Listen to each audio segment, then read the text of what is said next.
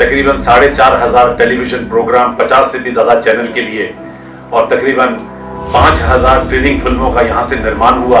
हमारी production company ने तकरीबन 3,000 शॉर्ट फिल्में बनाई।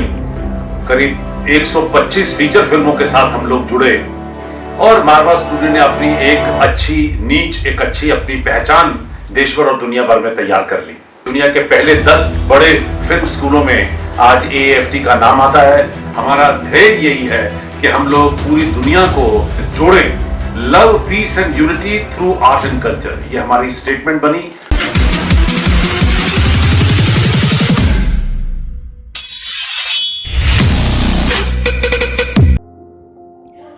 फिल्म इंडस्ट्री और मीडिया क्षेत्र का प्रतिष्ठित संस्थान मारवा स्टूडियो अपने गौरवशाली 30 वर्षों का सफर तय करके एक नया कीर्तिमान स्थापित कर चुका है।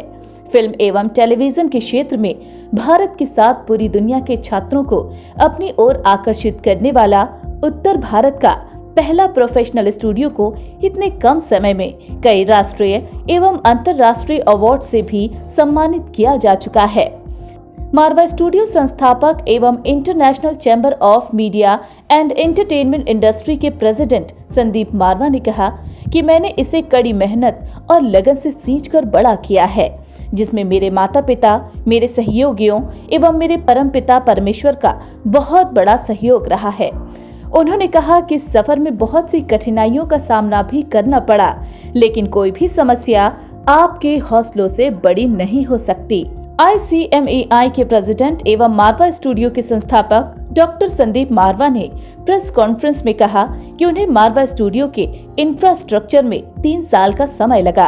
उन्होंने बताया कि 145 देश, मीडिया एक्सपर्ट्स, 60 देशों के ब्रांड एम्बेसडर और कई कल्चर मिनिस्टर ने कई तरह से राष्ट्रीय और अंतर्राष्ट्रीय अवार्ड देकर सम्मानित किया और निरंतर आगे बढ़ते रहने के लिए हौसला अफजाई करते रहे। संदीप मारवा आगे कहते हैं कि ना जाने या 30 का सफर देखते ही देखते कब पूरा हो गया। ऐसा लगता है मानो यह कल की ही बात हो।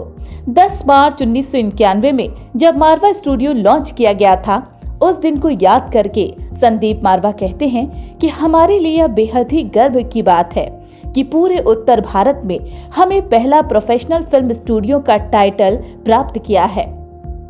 संदीप मारवा आगे कहते हैं कि इस 30 साल के सफर में 7 वर्ल्ड रिकॉर्ड, 100 ऑर्गेनाइजेशन, 2 मिलियन लोगों का साथ, 145 देशों, 700 अवार्ड, 20,000 मीडिया एक्सपर्ट, काफी सारे दिग्गज सेलिब्रिटी और राज्य सरकार एवं केंद्र सरकार का साथ मिला, जिससे आज मारवा स्टूडियो ने अपना मुकाम हासिल किया है।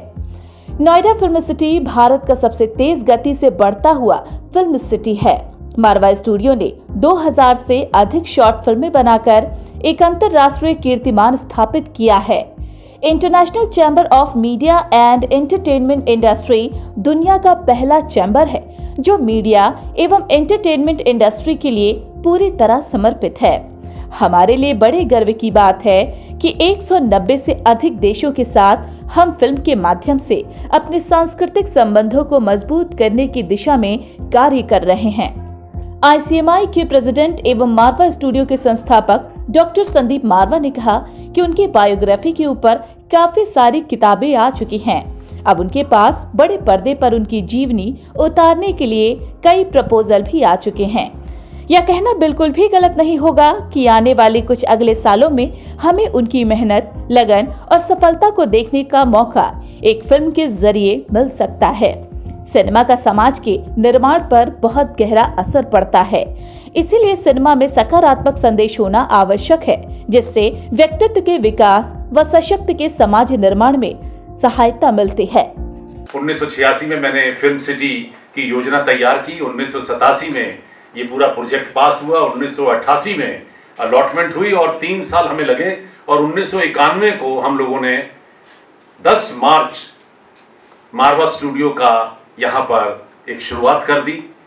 उत्तर भारत का पहला फिल्म स्टूडियो था और देश भर और दुनिया भर से उसी दिन से हमें मुबारकबाद आनी शुरू हो गई और आप लोगों के आशीर्वाद से फिर पीछे मुड़ के नहीं देखा। इन पूरे 30 सालों के अंदर एक पूरा दौर निकला है। हम लोगों ने मारवा स्टूडियो को पहले पूरा इस्टेब्लिश किया। आज मारवा स्टूडियो में दावे से कह सकता हूं कि तकरीबन 4,500 टेलीविजन प्रोग्राम, 50 से भी ज़्यादा चैनल के लिए और तकरीबन 5,000 ट्रेनिंग फिल्मों का यहाँ से निर्माण हुआ। हमारी प्रोडक्शन कंपनी ने तकरीबन 3,000 शॉर्ट फिल्में बनाई। करीब 125 फीचर फिल्मों के साथ हम लोग जुड़े और मारवा स्टूडियो ने अपनी एक अच्छी नीच, एक अच्छी अपनी पहचान देश भर और दुनिया भर में तैयार कर ली। 1993 में हम लोगों ने Asian academy of film and television, Bharat का पहला निजी फिल्म स्कूल तैयार किया इसी मारवा स्टूडियो कॉम्प्लेक्स से।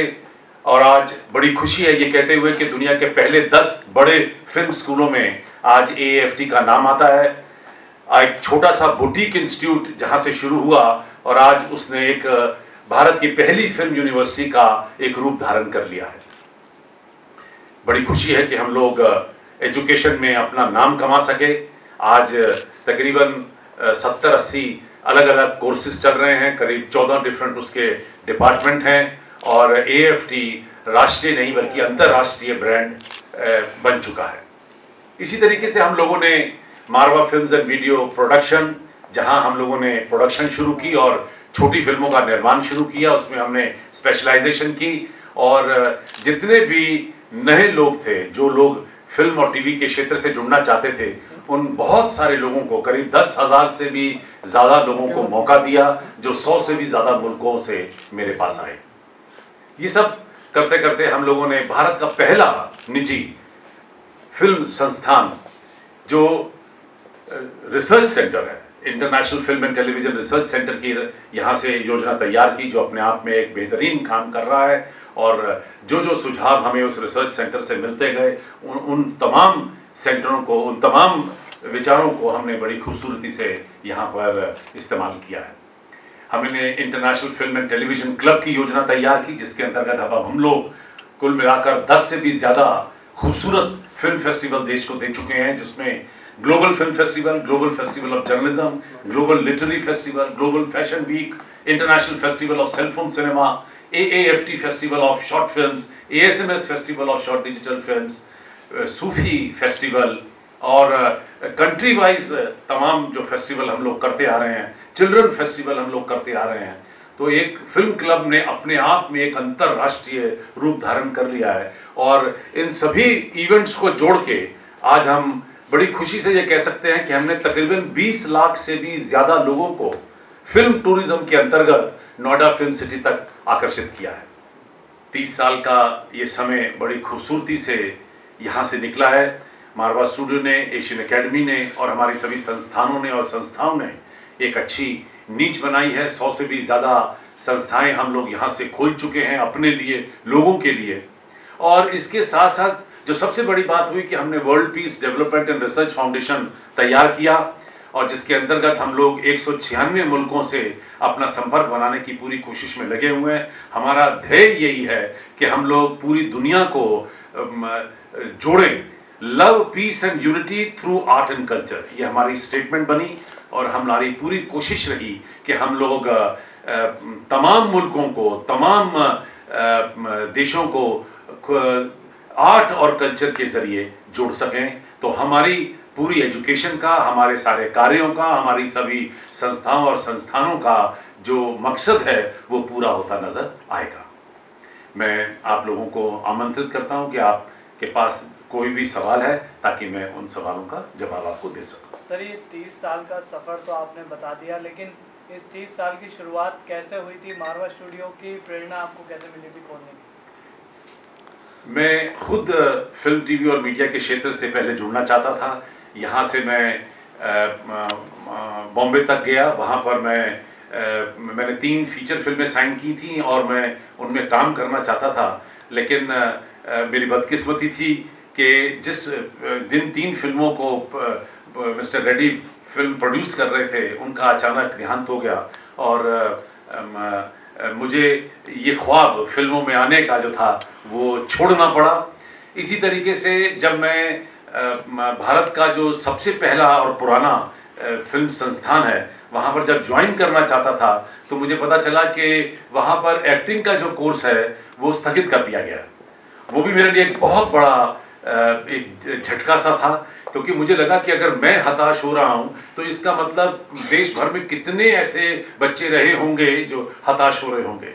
तो क्यों ना एक ऐसा संस्थान तैयार किया जाए जहां हम लोग खुद लोगों को आगे बढ़ाने की, सिखाने की और उन्हें प्रोत्साहित करने का काम करें। और शायद यही वजह थी कि वो सारे विचार मेरे दिमाग में चलते रहे और वो जमकर एक फिल्म सिटी का उसने रूप लिया। और 1986 में जब मैं थिएटर टेलीविज़न के क्षेत्र से अच्छा खासा जुड़ चुका था, तब मुझे लगा कि अब समय आ गया कि अब एक यहाँ उत्तर भारत में फिल्म सिटी होनी चाहिए। सवाल मेरा ये है, आपने जब ये स्टार्ट किया था, इससे पहले आपको किन किन परिस्थितियों का सामना करना पड़ा और कैसे कैसे परेशानी से? देखिए, हर इंडस्ट्री जो है वो एक एक्सपर्ट को वेलकम करती है, एक एजुकेटेड ट्रेंड आदमी को हमेशा वेलकम करती है। तो शायद यही वजह रही कि जब मैं स्कूल और कॉलेज में था तो मैंने थिएटर के ऊपर बहुत तवज्जो दिया हुआ था। फिर मैं कॉलेज से निकला तो मैंने टेलीविज़न को, क्योंकि दूरदर्शन सिर्फ एक चैनल था और वहाँ पर मैं दूरदर्शन और हमारे ऑल इंडिया रेडियो में प्रोग्राम देने की कोशिश करता रहता था। उसके साथ ही मुझे मौका मिला एक न्यूज़ एजेंसी खोलने का, और मैंने दो कैमरे, दो एडिटिंग टेबल लेकर दिल्ली के अंदर एक छोटी सी जगह के ऊपर अपनी न्यूज़ एजेंसी खोली। उससे मुझे बहुत अभ्यास हुआ, पंक्चुअलिटी, रेगुलरिटी, सिंसेरिटी, डेडिकेशन, और किस तरीके से आपके हाथ से कहीं शॉट ना निकल जाए, मौका ना निकल जाए। प्रधानमंत्री, राष्ट्रपति, विज्ञान भवन जैसे प्रोग्राम को खुद अटेंड करता था।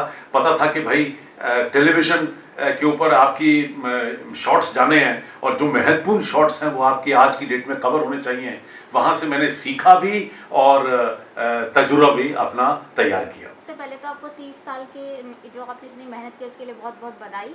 और जैसे कि अभी आपने बताया कि कुछ कारणों की वजह से आप फिल्मों में काम नहीं कर पाए, लेकिन क्या हमें आपके जो जीवन पे आपने इतनी मेहनत की है इसकी बायोग्राफी, फिल्म, मूवी देखने को मिलेगी? कुछ ऐसा आपके संपर्क में कुछ चीज़ें हो तो आप हमसे। ये मेरी खुशकिस्मती है कि इस वक्त 3 किताबें लिखी जा चुकी हैं, जिसमें से 2 छप भी चुकी हैं, और करीब 3 या 4 किताबें अभी और लिखी जा रही हैं। तो ये बायोग्राफी तो आ गई है। तो मैं मौका देखकर हो सकता है अगली बार आपको अपनी बायोग्राफी दे भी दूंगा, ताकि आप, अगर आपके पास वक्त हो तो आप उसे पढ़ें। और जहाँ तक फिल्म बनाने की बात आती है, मेरे पास 2-3 प्रपोजल इस वक्त पड़े हुए हैं। लोग चाहते हैं कि हम लोग इस 30 साल के सफ़र को कैमरे में कैद किया जाए, तो मैंने उन्हें इजाज़त दी है और उसकी भी स्क्रिप्ट तैयार हो रही है। मौका आने पर वो फिल्म भी बनकर तैयार हो जाएगी। बहुत बहुत बधाई सर। सर, हमेशा आप फुल ऑफ एनर्जी रहते हैं, हमेशा जोश और जज्बे से भरे रहते हैं। सर, ये कंटिन्यू कैसे रहते हैं आप इतने सालों तक, और आगे भी कैसे? देखिए, मैं इतना जानता हूँ कि अगर आप अपने काम से मोहब्बत करते हैं, अगर आपको अपने काम के प्रति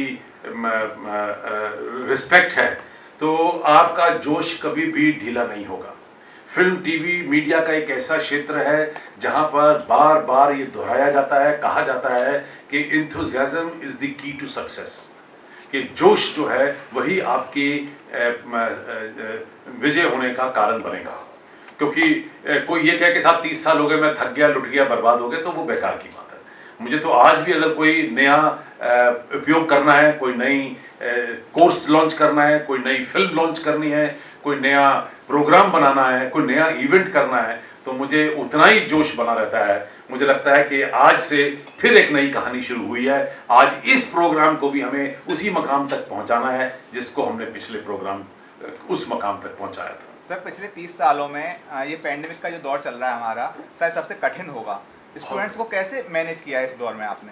नहीं, सबसे मजे की बात ये रही कि मुझे ये अच्छी तरह मालूम है कि मीडिया वालों की जिम्मेदारी ऐसे मौकों पर, सिर्फ पेंडेमिक ही नहीं, चाहे वो वॉर है, चाहे कोई दूसरा बीमारी आ गई है, या कोई बाढ़ आ गई है, चाहे कोई मुसीबत आ गई है, कोई साइक्लोन आ गया, कोई सुनामी आ गया है, ऐसे मौके के ऊपर मीडिया वालों को हमेशा तेजस्वी हो जाना चाहिए, चौकन्ना हो जाना चाहिए। आपका फ़र्ज़ जो है वो पहले से भी ज़्यादा बड़ा हो जाता है। आपका फ़र्ज़ बन जाता है कि आप उन्हीं बातों को, जिन बातों को सरकार कह रही है, जिन बातों को सुलझा और समझा हुआ कहा जाता है, उनको आम जनता तक पहुंचाने की कोशिश करें।